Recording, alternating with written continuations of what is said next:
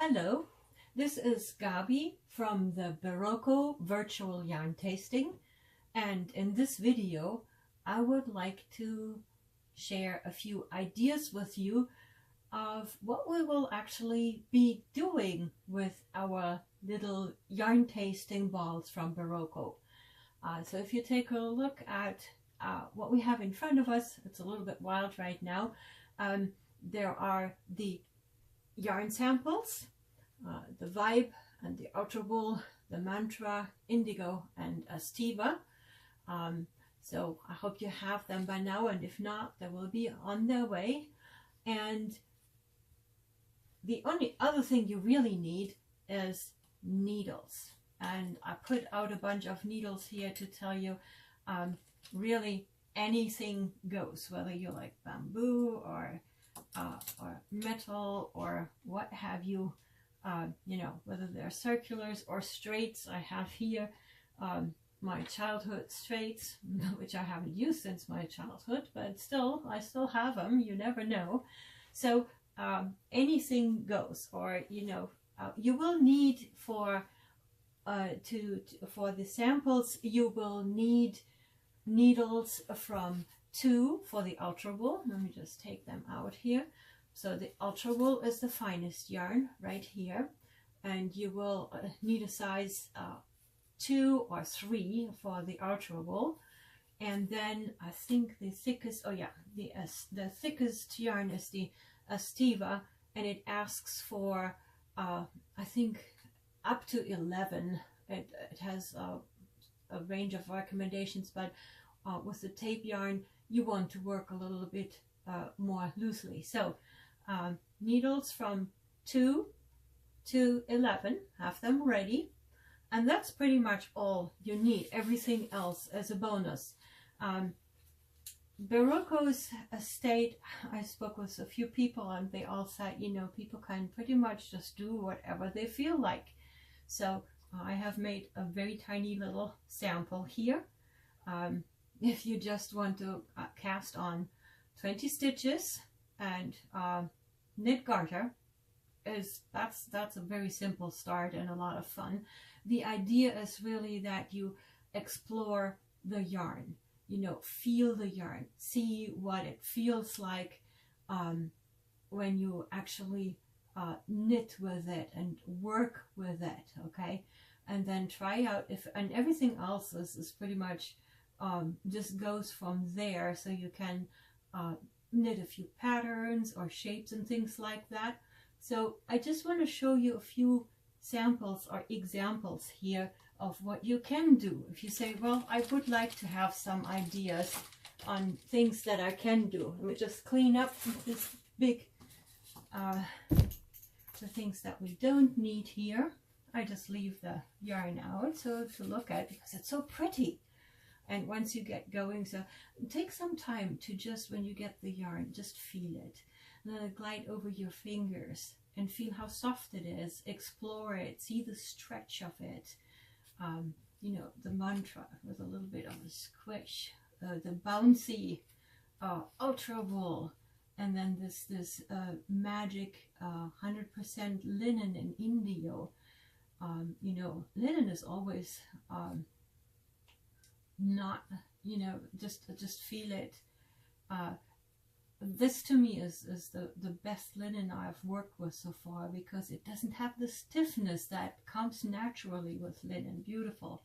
And then estiva, which is an amazing tape. I'm not a tape person, but the estiva is really growing on me. But more about that later. Let's talk about our samples here. Okay, let's move this aside.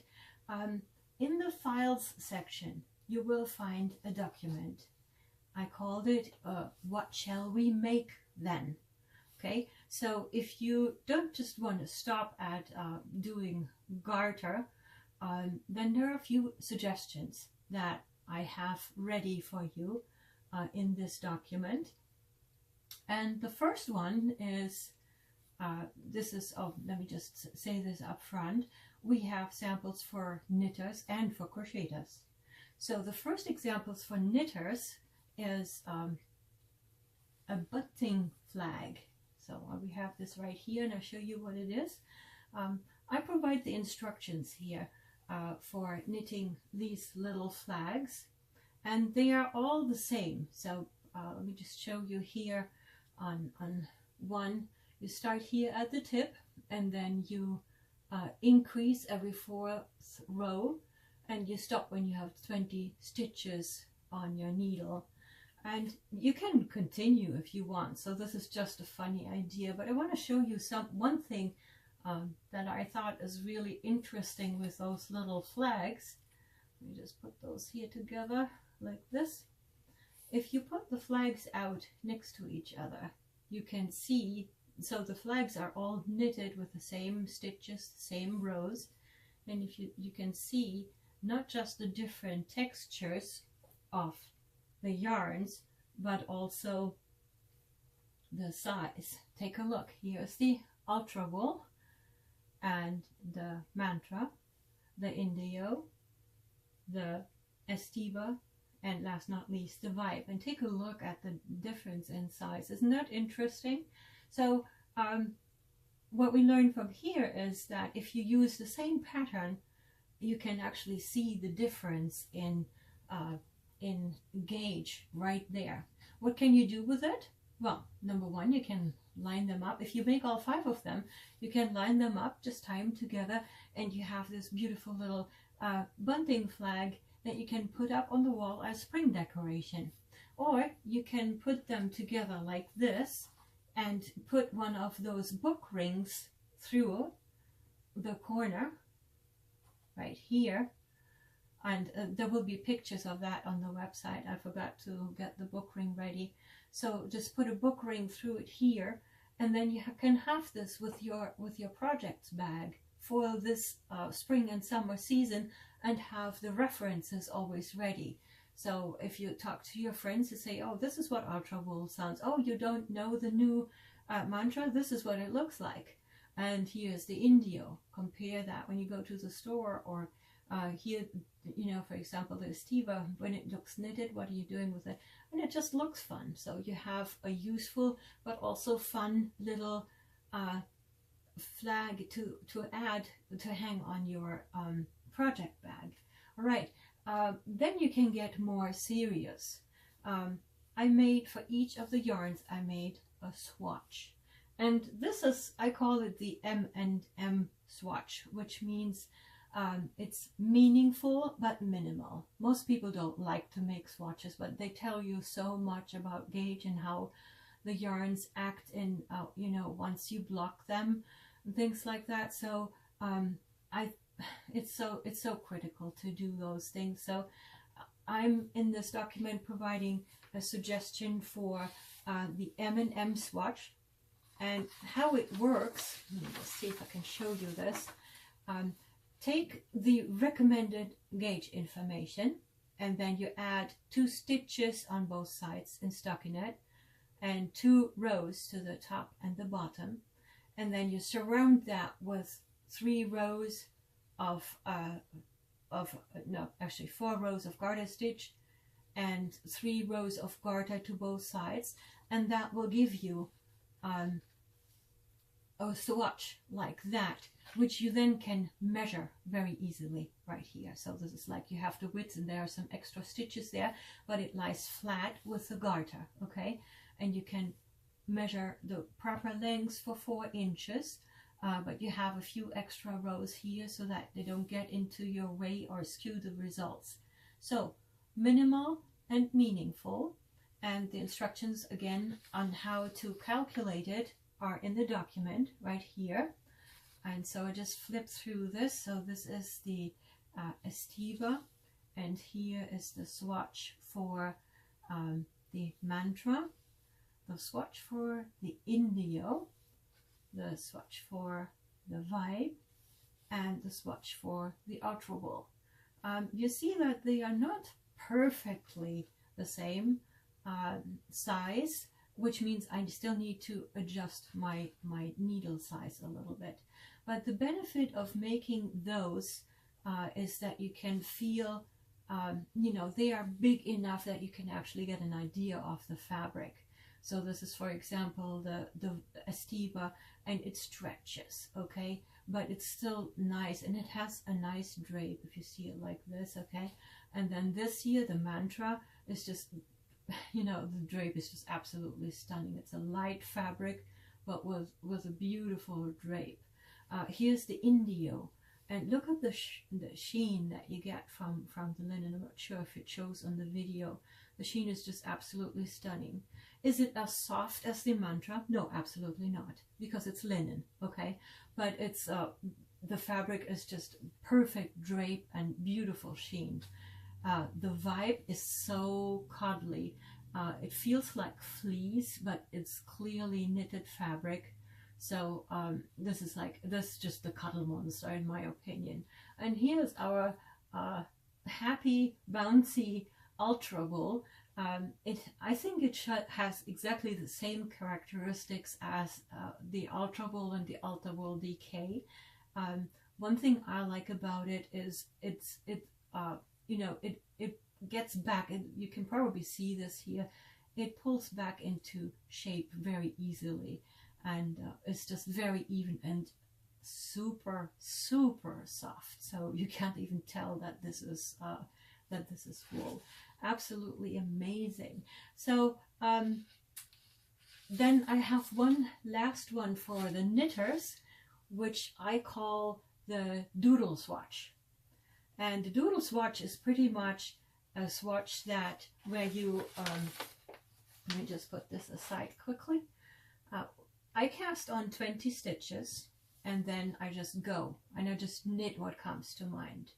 I started with the Mantra and did, you know, to knit to purl a little bit, cables, and then a honeycomb, a false honeycomb pattern, and then purls, and then here I did some brioche. First a single brioche, one color brioche, and then I picked up some Estiva and mixed that up, so it's a thick and thin, and then I just finished up in the thin and the thick. And if you turn it around, you can see here how the Estiva dominates, and on the other side it's the Mantra that dominates. And then I took 2 strands of the Mantra to get this marled effect here, and look how pretty this looks. With the marling, it's so interesting because this is knit and this is purl, and you just automatically get so different effects here. And this here is a pattern from the Vogue knitting book about mosaic knitting, where you have, I combined the Ultra Wool Fine and the Mantra to make this pattern. Then I had a little bit extra of the Ultra Wool, and just this is pretty much a reversible purl and knit pattern, very easy. Here is, I combined the Vibe and the Indio, and I wanted the sheen of the Indio on the fluff of the Vibe in a honeycomb pattern. Here is Vibe only with a leaf pattern. I love leaf patterns. Here is a moss stitch, very famous and well loved moss stitch in Indio. And last not least, there's a little bit Ultra Wool right here. And what I did here was I just knit 1 row in the thickest needles that I have. I think it was a 15. And then the next row I worked purl in the thinnest needle, which I think is a 2. And you get this really funny net pattern, which, you know, with Ultra Wool it has this bounce. So I think this might actually be really nice for a lofty shawl of some sort. This is what it looks on the wrong side. Anyway, so this is the Doodle, and you can pretty much, the idea of the Doodle is that you do whatever you want. So don't doodle what I doodled. I just wanted to try out a few things, but it shows you very nicely the different yarns and what they can do, how you can combine them. That was one idea, that, you know, you don't have to do just like do one and then you do the next. There is enough yarn even in the small balls that you can combine them with each other. So really try and play, and as Berroco says, do whatever you want. That much about knitting. A short word about crocheting, because we do have crochet friends here too, and I do want to address them as well.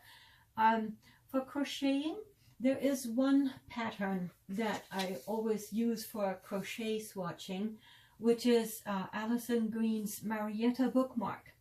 So of course you don't need that many bookmarks, but I love this pattern to explore new yarns because it has pretty much everything that you need. It has the single crochet stitches that are typical for crochet swatches, but it also explores a few little patterns, and then it has this little lacy tip, picot tip here at the top. So I highly recommend this, and so I made a bookmark for all of the 5 yarns. And again, I will show you what this looks like. I'm not sure if this actually will show in the video. I'll do it sideways. So this is the ultra wool. Let me get this out of the way. And then this is the mantra. And this is the indigo. And this is the estima, this way. Let me see. I hope you can see this. And then last not least, this is the vibe. You see again the gauge. So if you make the same thing, you see how the gauge varies. And you see also in this sample, I think you very nicely see the different qualities and characteristics of the yarns. There is the beautiful soft and bouncy ultra wool fine. The mantra actually is very distinct and pretty with crochet patterns. Then there's the extra sheen, and this is where, and this is the indio, and it shows the stone wash coming out very nicely. And then here's the estiva with a little bit tonal. It was a little bit of a surprise to me to see how nicely the stitch definition comes out with the estiva. And then here is the big cuddle monster, the vibe again.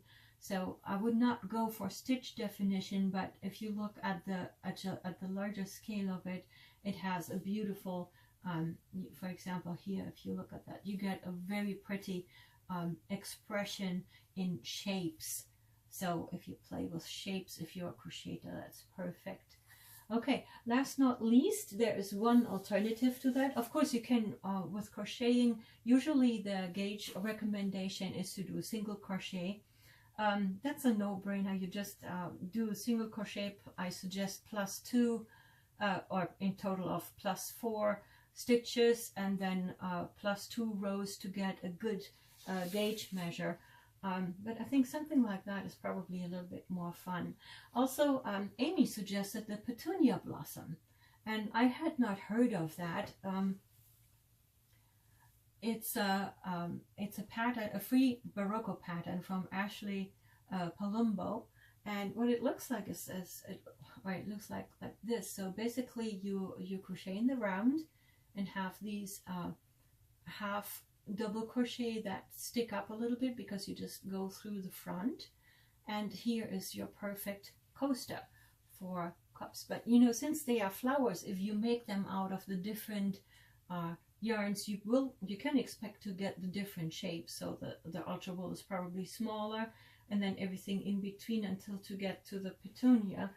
And then you can just put them as appliques or actually use them as coasters. This one is actually perfect, I think, for a coaster. Has the right size for a cup or a mug. So that's an alternative. Again, this will be in the document. Let me just see here. This will be on the last page of the What Shall We Make Then document. There are all the recommendations for crocheting, and with the links to those 2 patterns that we just talked about. All right, that would be it about swatching. If you have any questions, please ask on the forum. And other than that, happy swatching, all right? Just put these out here, and this little one as well. And then I'll see you online, and I hope that you will post what you will be working. And again, the idea is that you try out and explore the yarns and have a lot of fun. So thank you very much for watching, and I see you on the forum.